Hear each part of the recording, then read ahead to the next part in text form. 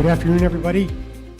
My name is Jared Cohen. I'm the director of the Scott Institute for Energy Innovation, and it's my great pleasure to welcome you here to this distinguished lecture.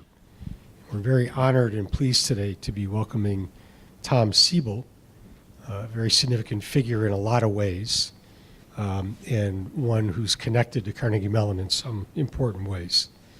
A native of Chicago, Tom studied at Illinois, Urbana-Champaign, where he got 3 degrees, including a master's in computer science, and then went off to Silicon Valley. He worked at Oracle for some years before founding Siebel Systems, one of the great successful IT companies in Silicon Valley, a company that was acquired in 2006 by Oracle. And since then, Tom has been involved in a variety of things, including energy. He's CEO of the company C3 IoT, a company focused on the Internet of Things, including in the energy field. Tom has also been a great philanthropist and one who's been very generous in a lot of ways, in a lot of different sectors, including and especially higher ed. He created the Siebel Scholars program more than 15 years ago, and we at Carnegie Mellon are very honored that several of our students, graduate students, have been and are Siebel Fellows. He also created the Siebel Energy Institute about 3 or 4 years ago, and here again we are, as an institution, very honored to be an institutional member of that institute and collaborating with Tom in that way.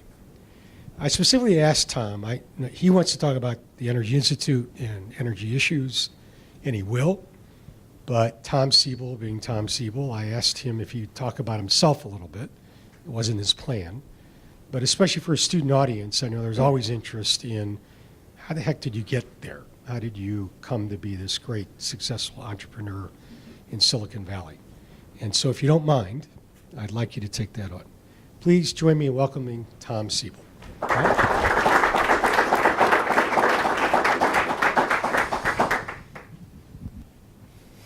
Thank you, President Cohen. Ladies and gentlemen, my great honor to have the opportunity to talk with you a little bit this afternoon about some of the adventures that we've been on for the past, now going on 4 decades. My adventure in this business began as a graduate student at the University of Illinois, and I stumbled upon a book in the Student Union published in the late 70s by a sociologist from Harvard by the name of Daniel Bell.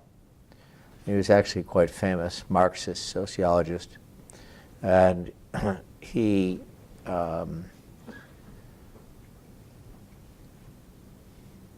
suggested in this book that in the coming decades we would be going through a change.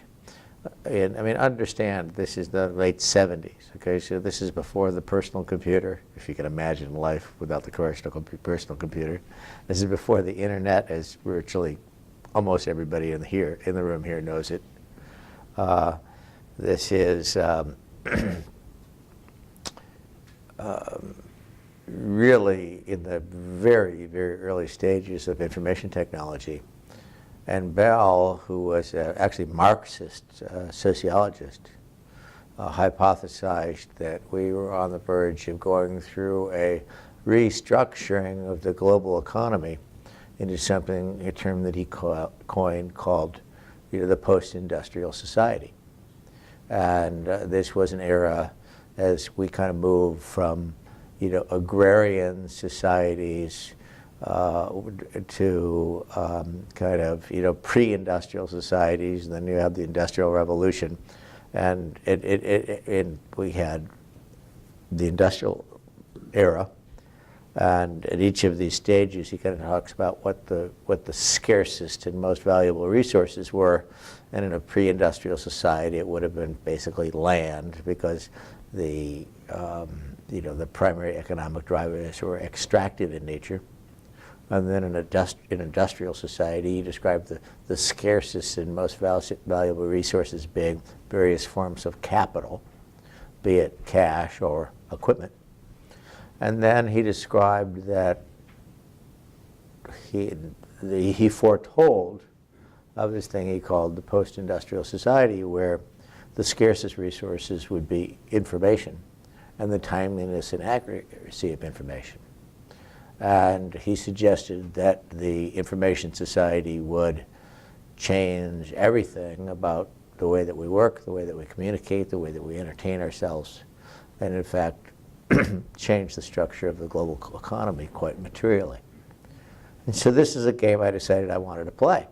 And I managed to get myself admitted to the engineering school at the University of Illinois at Urbana, for which I was completely unqualified, and see if I could develop some domain expertise as it related to information technology, and became enamored by the idea of relational database technology, which was a new and innovative idea that had not yet come out of the lab. And as I recall, it really wasn't much further than a paper that had been written at IBM research labs at Santa Teresa by a guy by the name of Ted Codd. Okay, and he proposed the application of set theory to the problem of information storage and retrieval. And the economics of that and the implications of that struck me as quite compelling, so I thought I would see if I could develop some fluency in that technology. And so I spent a couple of years doing that. And then as a graduate student, one day I remember, and back then the people who were proposing to introduce relational database technology to the world included IBM, a company called Sperry, which most of you here will, a name that you won't remember. They made a thing called the UNIVAC. IBM was in it. Sperry was in it. And then, so I got a note in my mailbox as a graduate student to call a person at Oracle Corporation. Well, nobody had ever heard of Oracle. And so I called these guys and met with them, met with Larry Ellison in Menlo Park. And back then Oracle had about 20 people, and it was a startup, and the worldwide market for relational database technology might have been $3 or $4 million. And you know, they struck me as some pretty bright guys. And there's got to be the men, Larry Ellison and Bob Miner and a small group of other people. And so I thought I would throw my hat in with them, and spent the next decade involved with the commercialization and marketing of relational database technology. Turned out to be a pretty good idea, and what turned out to be really the learning experience of a lifetime. And I mean, it's hard for you to relate to, but in 1983, 84, 85, as it related to, I mean, nobody even knew what software was. And you know, all of the issues associated with intellectual property, licensing, revenue recognition, and we were making this up in real time. And so it was literally making it up in real time. And the laws would follow, and the accounting regulations. So it was pretty interesting. And so that when I was at Oracle, I thought a lot about the application of information technology and communication technology to the problem of sales, marketing, customer service. And so now it's, you know, fast forward 1993. There's a little bit of a break in there. It's the late 80s, and I had built a system at Oracle that applied information technology and communication technology to the problem of sales, marketing, and customer service, which was today as CRM, and that had really not been done before. And that system enabled us to accomplish some very significant things in the market, and lots of companies were coming through and looking at it. And so I went to Larry, and right now Oracle was in the application software business, and suggested to him that I thought there was a market for this, and you know, perhaps we should introduce this as a commercial product. Well, he had no interest in that. And so I said, okay, see you later, bye, and went out to establish a company in CRM. The way that things go in life is sometimes things don't work out the way you plan, like all the time. And you know, I got a call from a headhunter and went to work to be CEO of another company called Gain Technology. And what we did at Gain is actually, this is now 1991, 92, is we had built the first multi-user system, okay, to enable people to build applications, multi-user applications that incorporated sound, motion, video, graphics, text, and hypertext. Now, today you live there every minute, but I'm telling you, in 1992 it was kind of hard, and so it was this was like Oracle, it was an employee-owned, non-venture-backed business. It was highly profitable, and we had huge customers in Japan. One of the primary applications, interestingly enough, was distance learning.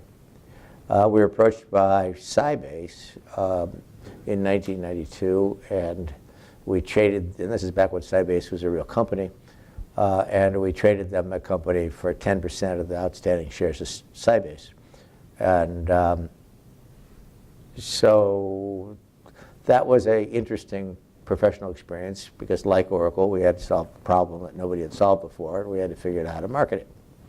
Okay, now if you look at, as of 1993, if you believed this thesis that of Daniel Bell that the information technology and communication technology was going to result in a restructuring of a global economy, then there was kind of no niche entertainment, communication, business processes that would remain untouched. And as of 1993, believe it or not, so by then we had automated, we had computer-aided manufacturing. It was inconceivable that you could close the books of a major corporation without a computer-aided accounting system. We had huge productivity increases through, word processing and what have you. And yet the business processes of sales, marketing, and customer service remained largely untouched by information technology, and I thought that was unlikely to remain true. And so we went out going about solving that problem. And as of 1993, that was about a $100 million business worldwide, which is not very large. And there were 400 companies competing in it. And we set about building a platform that would allow large corporations to apply information technology and communication technology to those business processes. And so this would be like sales automation, call center systems, field service systems, internet self-service systems, product configuration systems, marketing automation systems. And we started the business with $50,000 in 1993. We shipped our first product to market in 1995. We made $50,000 in 1995. And from that day forward, we ran a cash positive, profitable business. We took the company public in 1996. By 2000, we were doing $2 billion in revenue. We had 8,000 employees in 29 countries, and we had become the world's largest provider of sales, marketing, and customer service systems in the pharmaceutical market, in the automotive market, in the chemical market, in the financial services market, in France, in Sweden, in South America, and in China, and all around the world. And so we had greater than 50% market share in every market in which we operated. And that, even today, I believe is the fastest growing software company in history. It was the professional experience of a lifetime. And 1999, 2000 were some pretty good years in the information technology business. And I think in 2000, the market capitalization of Siebel Systems was $53 billion. And that's back when $53 billion was still a lot of money. So it was a very interesting professional experience, and we applied the technology at massive scale at places like Microsoft, IBM, Pfizer, Hoffman-La Roche. We had a 100,000 user sales, marketing, customer service system deployed at IBM. That was at the time the largest enterprise information system of its type, and we competed very, very aggressively with companies like SAP and Oracle. Oracle, for some reason, Larry got very aggressive about competing with us and assigned 3,000 engineers to take us out of the market. And he had 3,000 engineers assigned for 10 years. Well, I mean, one of the problems is with 3,000 engineers, you can't do anything. And so 10 years later, he had less than 1% market share. And so I remember getting a call in the summer of 2005 from Larry Ellison, who had been very vocal for the last 10 years about the fact that he was going to crush us and put us out of business. And this was playing out on the cover of Forbes magazine and Wall Street Journal and what have you. And so I remember my assistant saying it was Larry Ellison on the phone. And I thought, well, it's going to be interesting. And so I took the call and said, Larry, how are you? I assume you're not calling looking for a sponsor for your America's Cup boat. And without skipping a beat, he said, that's not a bad idea, but we need to put the names in alphabetical order. And one thing led to another, and we merged that company with Oracle in January of 2006. And so Oracle has probably bought 50 or 60 companies. And what I take pride in today is of all the companies they've bought, some of which had reasonable brands, like PeopleSoft and Sun Microsystems and others, Siebel was the only brand they retained, so I can't use it. They still sell under that brand. And I think it was a very successful business combination. It was in the best interest of the customers of Siebel, it was in the best interest of the employees, and it was in the best interest of the shareholders. So that was a good, that was, as you can imagine, the professional experience of a lifetime. Now, in 2006, I had been in another side of my life. I had been doing some things philanthropically, and we're at war in the Middle East, and there's all this discussion about energy, and if there was a U.S. energy policy, I couldn't figure it out, and there's always discussion about climate change and global warming.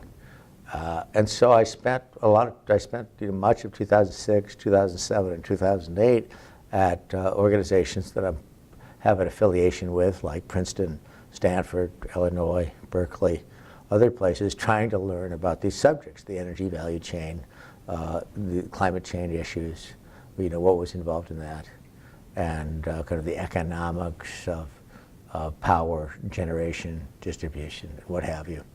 And then in 2008, still with a philanthropic lens, I assembled about 50 people from around the world, and we met in the spring, summer, and fall of 2008 to talk about the basically energy equation, the global energy equation, with the purpose of trying to have an impact, of trying to make some contribution to the global dialogue on energy. And so I had much of the founding team from Oracle, Siebel, the managing team from McKinsey and Company, people from Intel, Juniper Networks, SAP, the CIO of IBM, and the CIO of GE Power, the CIO of Toyota, people with whom I had done business over the years. And we talked about it, and we gave it a lot of thought in the spring, summer, and fall of 2008. And then it became apparent that the best way to have an impact was not through a philanthropy, but through a private sector response. And so we formed this initiative called C3 Energy, that we'll talk a little bit about today. So if we look at the business that we're in, I think, I'm not sure whether you want to date this back to Charles Babbage or Ada Lovelace, or whether you want to take it back to maybe 1946 with the ENIAC at the University of Pennsylvania, and then which was this, vacuum tube-based computational device, and that was the electronic, numerical, something calculator, as I recall, was ENIAC. Okay, and then they had a whole lot. Then pertinent to the ENIAC machine was a large number of computers. Well, computers in 1946 were women who ran these adding machines. Those were computers, and so basically, they were the people who basically programmed the machine. And I think all the early machines at MIT and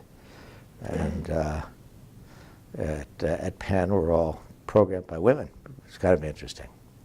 So this phenomenon right here is what's been driving this whole thing that Dan Bell was talking about. And this is, Gordon Moore, where Gordon came up with this idea, noticed, the number of transistors on a chip were doubling about every 18 months, and this has been driving our business.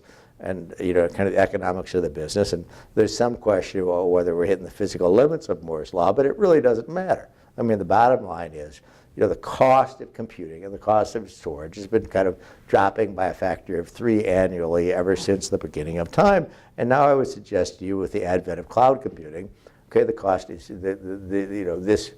this is now accelerating. Okay, I mean, basically, we're getting to the point where the cost of computational storage resources are rapidly going to zero, and we have a falling knife with AWS and Google and IBM and others all kind of killing each other.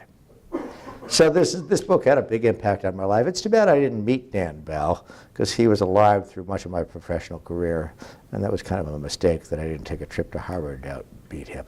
So we've seen now, going back, I think, to 46, we have the ENIAC, okay, the 1948, Shockley and John Bardeen invented this thing, it's called the transistor, turns out to be pretty useful, okay, and then we have the mainframe computer. I think that Watson at IBM suggested they'll market for these. There'd be a market for maybe 12 of these, as I recall. Okay, and then we had Ellison, a digital computer, who was one of the big drivers behind the mini computer. We had this thing called the VAX in the 80s. And before that, the PDP-8 and the PDP-11, and then the evolution of Ethernet. Okay, the kind of DEC digital computer kind of missed this completely. They decided there was no use for the Ethernet. Ethernet was developed by a guy named Bob Metcalfes at Xerox PARC. Okay, but digital back then had these 8-inch floppy disks. They thought, what can anybody ever use Ethernet for? And then we had development of relational database technology, the personal computer, enterprise application software, the internet, and cloud computing. Now, I had the opportunity to live through a lot of this, and each of these are entire replacement markets. So we're looking at a market that the worldwide market for information technology and computing technology in 1980 was not very large. Today it's a $4 trillion business worldwide, which is, it's like significantly non-zero. And in each of these, at every stage, when we introduced mini computers to the market, all the CIOs of the company, they had no use for that because they already had an MVS machine. Okay, when you introduced personal computers to the market, they had no use for that because they already had a VAX. When you introduced the idea of the internet, that was crazy. Nobody would ever use that. Okay, and again, now we're but we knew, relational database technology, enterprise application software, the fundamental economics of information processing said that you either were going to adopt this technology or you were going to die. So, we saw these CIOs at every stage who, were not going to go to that next stage of technology. Next time you come back, there'd be a different CIO. And so we're seeing the next step of this. We're saying this, we see this movement going towards the Internet of Things. And so when I developed Siebel Systems in 1993, there was a big step function of technology that had just come online.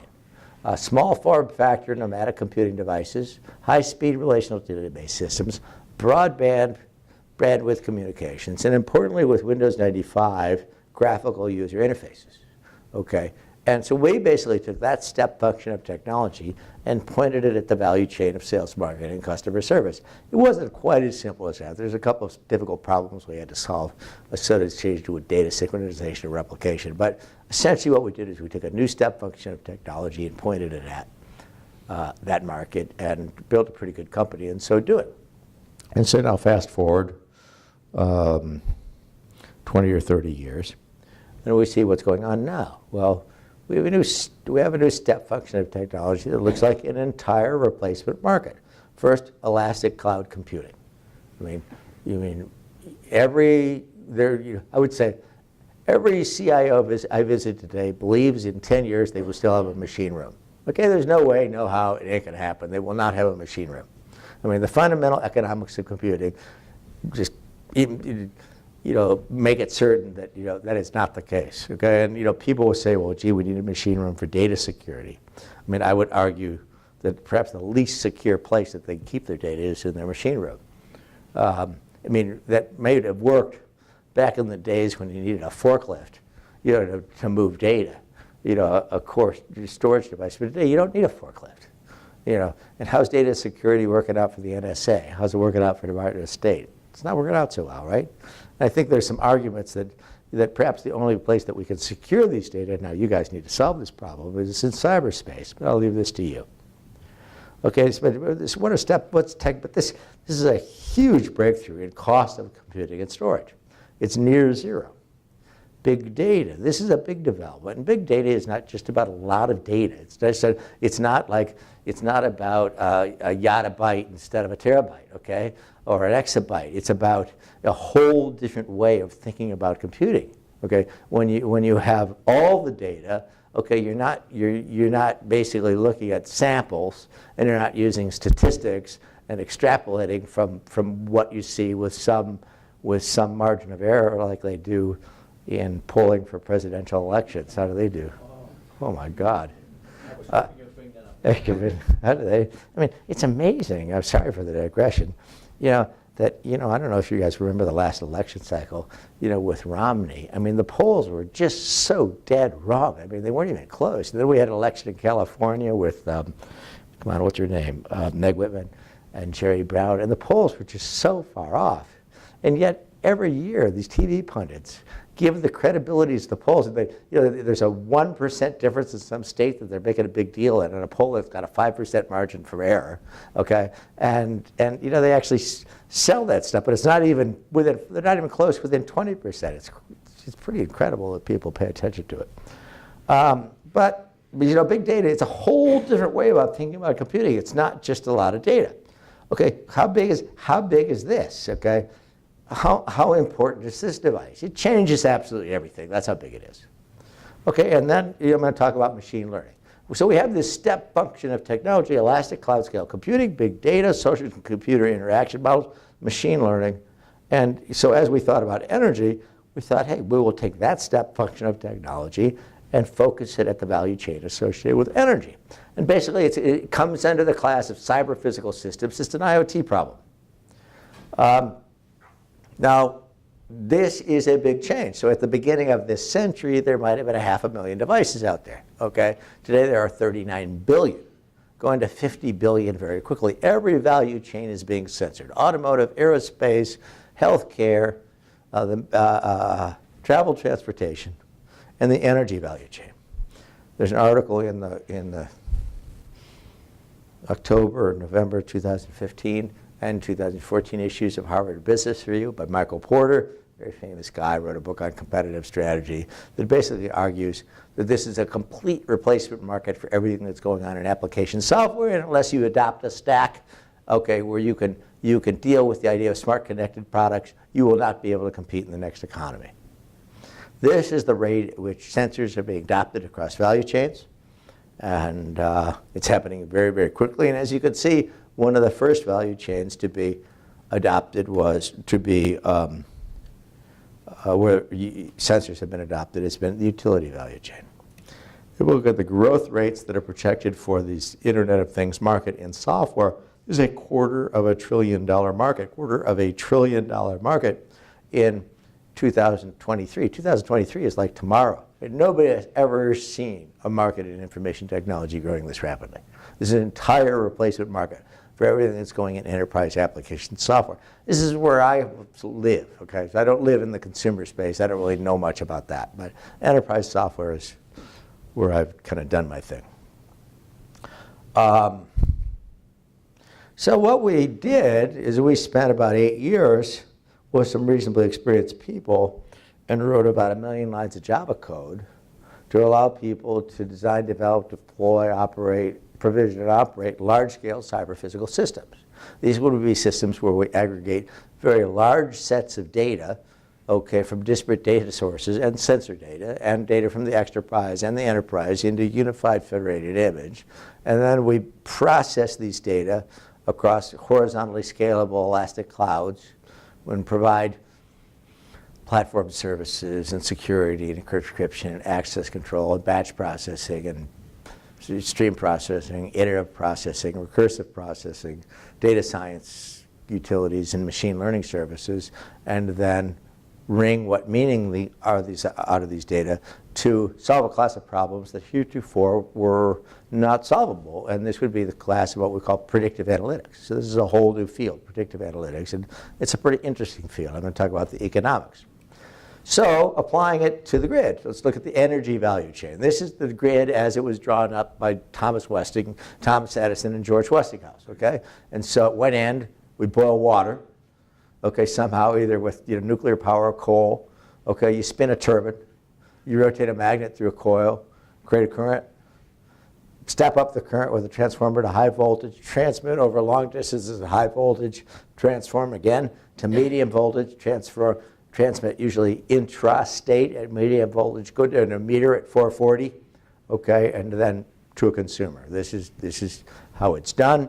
And then below all of these silos, you're all siloed, pretty much every utility in the world operates this way, and you have these siloed, what we call second generation enterprise information systems, usually built on top of relational database systems that do things like meter data management, customer care billing, work order management, volt bar control, things like this. And because they're second generation information systems, they tend to be very difficult to share data from these different manufacturers. We talk about that some other time. Just believe me, it's really, really hard. Okay, now, so in all of this has been going on for some time and realizing the benefit of Moore's Law that you know all about. Well, now we talk about the censoring of this value chain. So this value chain, the grid is being upgraded to this thing called the smart grid this decade. Okay, the difference between the grid and the smart grid is all the devices in the value chain are being censored so that they're remotely machine addressable. And the amount that's being invested to upgrade this power in the grid is this has been described as the most significant scientific achievement of the 20th century by the National Academy of Engineers. It is the largest, most complex machine ever built. And so now the amount that's being invested to censor this guy worldwide is $2 trillion. Well, let me help you out. That's a lot of dough. Okay, I mean, in 1993, 94, 95, when the internet browser, as you guys think about it today, was spinning out of the University of Illinois, I can assure you nobody was thinking about investing $2 trillion in the internet. This is a big investment. And it's not simply the smart meter that's being censored. It's the smart thermostat, it's the meter, it's the variable speed fan at Walmart, it's the step-up transformer, the step-down transformer, phasor measurements units, capacitance banks, reclosers, vibration sensors on nuclear reactors, okay, rotational velocity and vibration sensors on water pumps. It's all being censored. So this begins to look like a fully connected sensor network, and my friend Bob Metcalfe from Xerox PARC, who invented this thing called Ethernet, he coined the idea of Metcalfes Law, which most everybody here will be familiar with, where he says, the power of the network is a function of the square of the number of nodes. So this begins to look like a fully connected sensor network. So what we see with the smart grid is kind of the collision of Moore's Law meets Metcalfe's Law, and it has some interesting implications. So what we did is we spent 8 years building a platform that would allow a grid operator to take the union of these data and the union of the data from the sensor network and aggregate those data into a unified federated image. How hard is that? It's pretty hard. Let me help you out. Okay?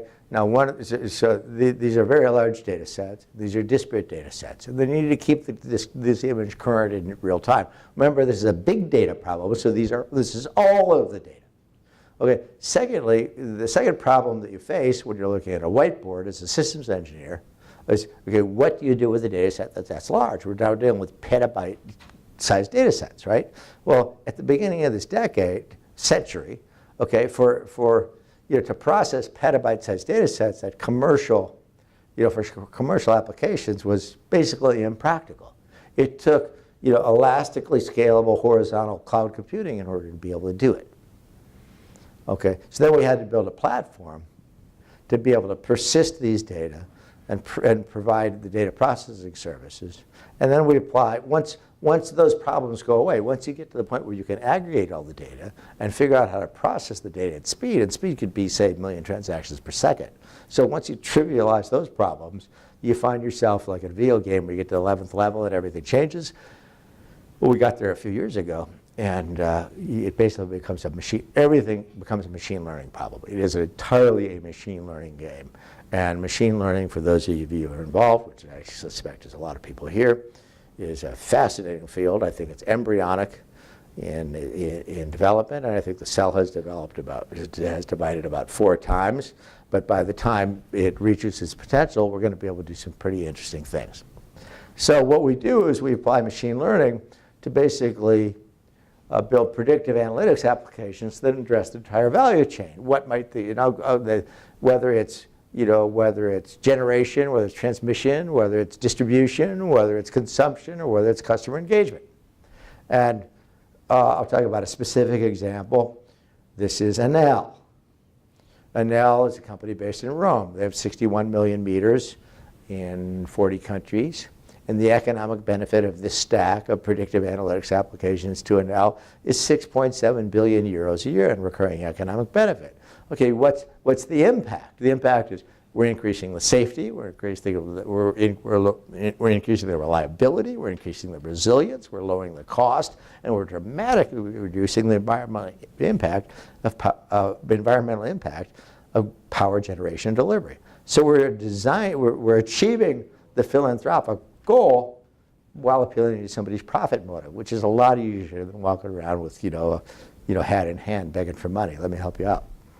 And so a specific example of what we have done there is here. This is an application that we've deployed at Enel, where we aggregated 7 trillion rows of data from 14 unique systems of record, a 42 million meter sensor network. This would be 7 trillion rows of data in a 750 terabyte image. It grows at 300 gigabytes a day. We process transactions at peak rates of 1 million transactions per second and apply machine learning to these relationship, to all of these data, looking across the entire value chain in real time to 4 specific effects. The first is predictive maintenance for 10 gigawatts of renewable generation. Okay, these would be wind turbines. Okay, the second would be predictive maintenance for 65 gigawatts of conventional generation. These would be coal-fired power plants. Okay, and that basically what you're looking for is it's all water pumps. Okay, and okay, what you're doing in the coal-fired power plant is just moving water around, and so you want to basically predict water pump failure. And we can actually, using machine learning, you can predict water pump or you can predict failure of a rotational device with almost 100% precision. The third is a little bit more interesting. It's predictive maintenance of all the assets of their distribution network. We're dealing with hundreds of millions of assets in the distribution network. Power poles, power lines, substations, reclosers, capacitors. Okay, I mean, it's step-up transformers, step-down transformers, and lots of different types of failures. So it's a pretty interesting machine learning problem to identify devices 30 days before they fail, okay, so that they can replace them, before the lights go out in Rome. And the economic and social implications for that are pretty significant. The fourth application that we're doing there is fraud detection. There's a lot of places, and particularly Southern Europe, but also, by the way, Pittsburgh, okay, where energy theft is pretty significant. It's quite a bit more in Southern Europe than it is in Pittsburgh, but it's still significantly non-zero here. But by looking at the telemetry alone, we can tell them with high levels of precision who's stealing energy, how much are they stealing, and how are they doing it. And how the last application that we deploy is customer engagement.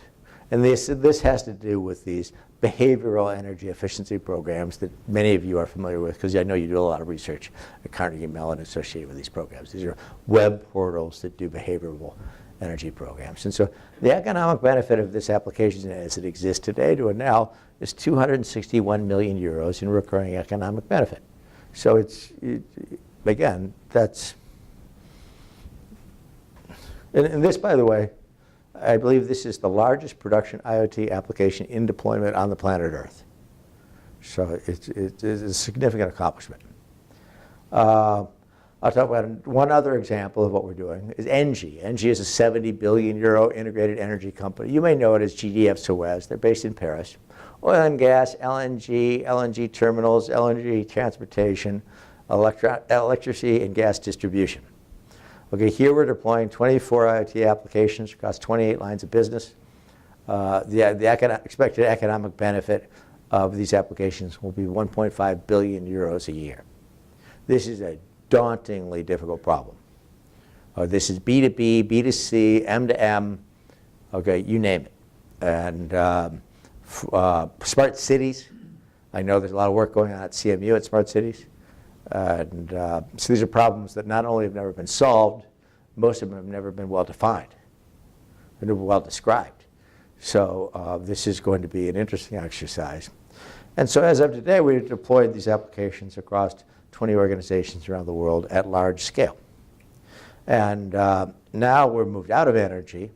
And so see that we were known as C3 Energy until about February of 2016, when we became C3 IoT, because these are problems that we're finding are applicable to discrete manufacturing, aerospace. This is an interesting application for a company that insures 80 million people in the United States. This would be about 25% of the US population. And the original application was actually relatively easy. So they have a huge, by the way, this is not an IoT problem yet. It will be, because I mean, how many devices will we all be wearing in 10 years or have embedded that'll talk about blood chemistry and pulse and what have you? 10 maybe. And yeah, but it's not an IoT problem yet, but you can imagine they have huge databases in all sorts of incompatible formats about the health records of this population.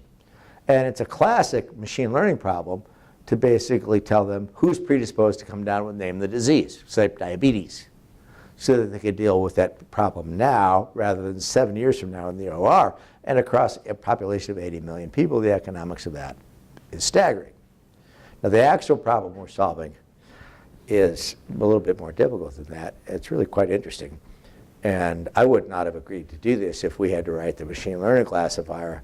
But they've written it, and they claim that it works. So if it doesn't work, it's their problem. What they want to do, predicting diabetes would be a walk in the park, right? This is a relatively easy machine learning problem if you have a large number of true positives and a large data set, or name the disease. What they want to do is, amongst their insured population of 80 million people, they want to know which of those people, were they to be prescribed opiates, are likely to become addicted. Pretty interesting problem, right? I mean, you think about it. Predictive maintenance for aerospace, flap actuators, gear actuators, APU, power plants. Predictive maintenance is the killer IoT application. Healthcare is a predictive maintenance application. Supply network risk. This is basically optimizing the supply chain. This is for a $60 billion US manufacturer. This is a very difficult problem. This is a $40 billion US manufacturer. And there's a couple of people who talked me into this one. I'm not really certain I'm that excited about it. This has to do with, thank you, Zico. This has to do with these people make machines that have as many as 21,000 parts, okay, and they make hundreds of different permutations, thousands of different permutations of these machines, and they want to optimize the inventory level of every part throughout the entire supply chain. How hard could that be? Pretty hard, I think.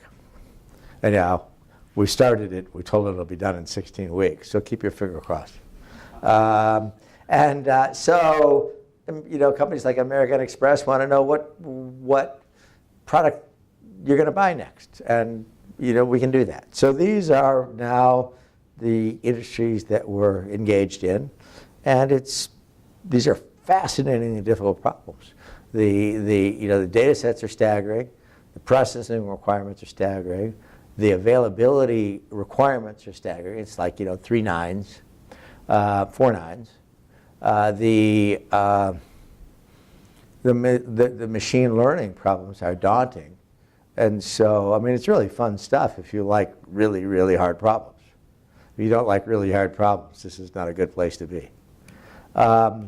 So this is what's happening with C3 IoT. It's, I would say that I have been, in my career, fortunate to be able to play the game with some pretty competent people at a reasonably high level as the industry has evolved.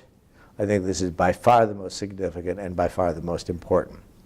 Okay, now if we look at the constraint on IoT, the constraint on IoT is all about machine learning. I would suggest the rest of it is it's about to become trivial. All these other things that I've talked about, even though, you know, other companies have spent billions of dollars trying to build platforms like this that have failed. Okay, we've demonstrated that it's trivial because it's done. If we've done it, it has to be trivial, right? And The Siebel Energy Institute, this is a 501c3 that we founded, that this is kind of an interesting, this is basically about advancing the science of machine learning as it relates to power systems, oil and gas, LNG, electricity. And this is a joint effort of Carnegie, Mellon, Princeton, MIT, Illinois, Berkeley, Stanford, Tsinghua, University of Tokyo, École Polytechnique, Polytechnico di Torino. This is the first multinational effort that I'm aware of to really address interesting energy problems. And this has been, I mean, it's pretty well funded. It doesn't matter how much. Okay, it's got a very interesting, industrial advisory board of, large energy players from around the world who help guide direction. And what we do is we do calls for papers, and we fund papers at all of these institutions. Basically, we put out funding for people to basically write research proposals that then go off to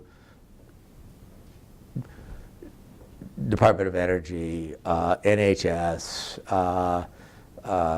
METI in Japan, EU, whoever it may be in the Chinese government, okay, to basically fund the research proposals. And today we've invested about $1 million in funding grant requests, proposal writing processes, and I think we've seen an order of $10 million in funding. So I think over a period of the next decade, I think we'll generate $200 to $300 million in funded research, and with the idea that all of the science goes into the public domain. The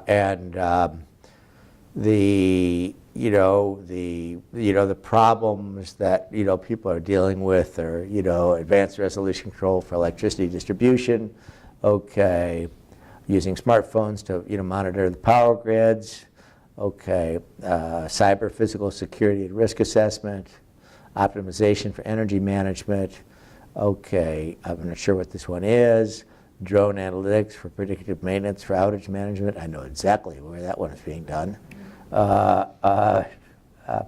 Grid management and control for resilient software. All really kind of very, very technical, very interesting. These are the papers that we funded in the first round of grants. And electrical vehicle charging systems. Now we're moving into smart cities with the third round. I want to get to the end of this real quick, so I have a couple.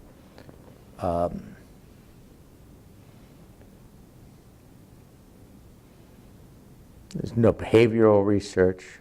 I tell you how to thwart attacks in the microgrid. Okay. Data-driven discovery for resiliency. Resiliency is a big thing. Cybersecurity is a big thing. Grant solicitation number 3 just went out. I think there were 40 responses that's being evaluated by the board right now. This is all about developing applications for smart cities. Okay, now Siebel Scholars, this just briefly, is another organization that we have, of which Carnegie Mellon is very prominent here. But at all of these schools, each year, the top 5 graduates of these schools become a Siebel Scholar and receive a $35,000 award. And every year we hold a conference on some interesting topic like nuclear proliferation, stem cell research, criminal justice system, public health, okay, alternative energy, water, climate change, synthetic biology at MIT. We had one in 2012 at the University of California on class warfare in America. It was fascinating. The next one will be in March of 2017. Many of you people will be invited because I see a number of Siebel Scholars here. There will be about 500 people in attendance, and we're going to talk about cybersecurity problems as it relates to critical infrastructure, specifically the grid. What are the nature of the attacks? How frequent are the attacks? How serious are the attacks? What are the risks associated with attacks? And what happens if somebody brings the grid down? Keynote speech will be, if you haven't attended a Siebel Scholars conference, I think these are really quite riveting. Bob Gates will be there. Bob Gates was at our first conference, which was in 2000 at the University of Chicago on nuclear proliferation. we had Bob Gates, John Major, Zbigniew Brzezinski, and Al Haig in a fascinating dialogue about nuclear proliferation. I wrote Bob a letter asking him to give the keynote speech at this event, and I said, I would like our 501c3 repeat customer discount. And the next day he responded, he said, okay, how about 0? And so that was pretty generous of him, I thought.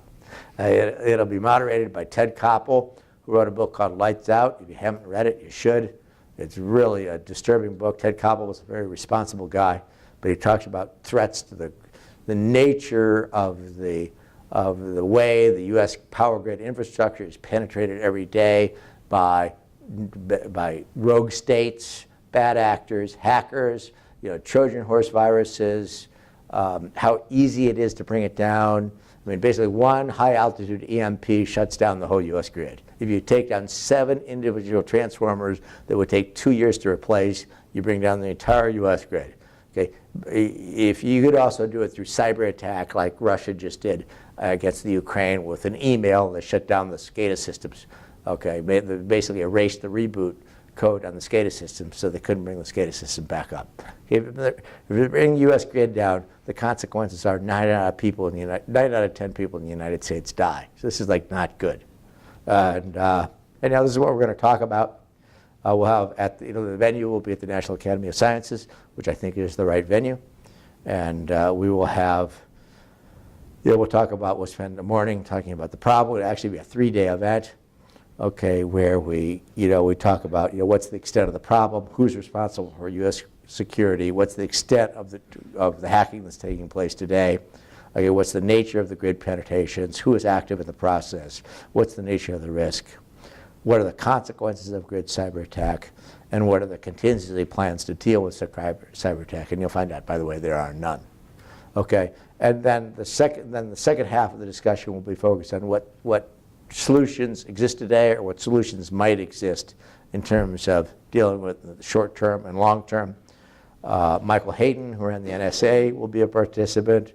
Richard Clark, who is the National Coordinator for Security and Infrastructure Protection, will be part of it.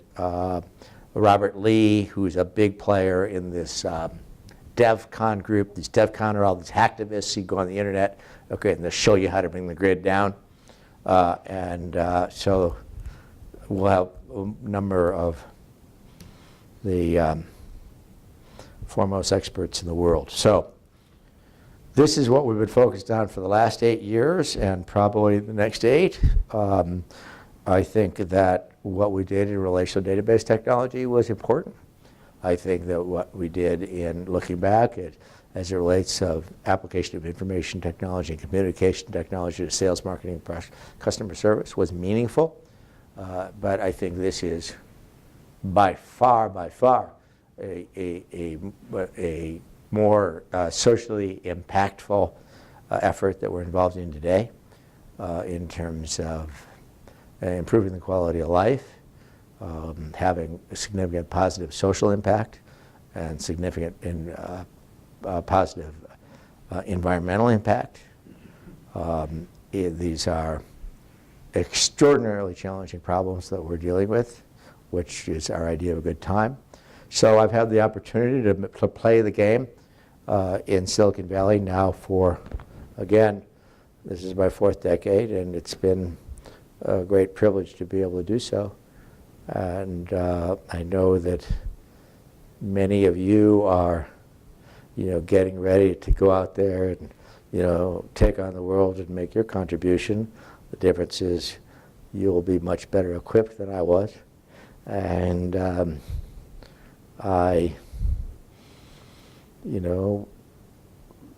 if you have a fraction of the fun that I've had, you will have the experience of a lifetime. So thank you very much.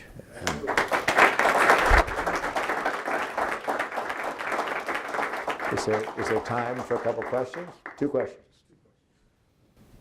Yes, sir. Earlier in your talk, you used the term biggest difficulty. What do you see as the biggest difficulty in moving ahead with IoT? I think there's no question that the constraint on the development of that market is basically the development of the advancements of the science of machine learning. Hard stop.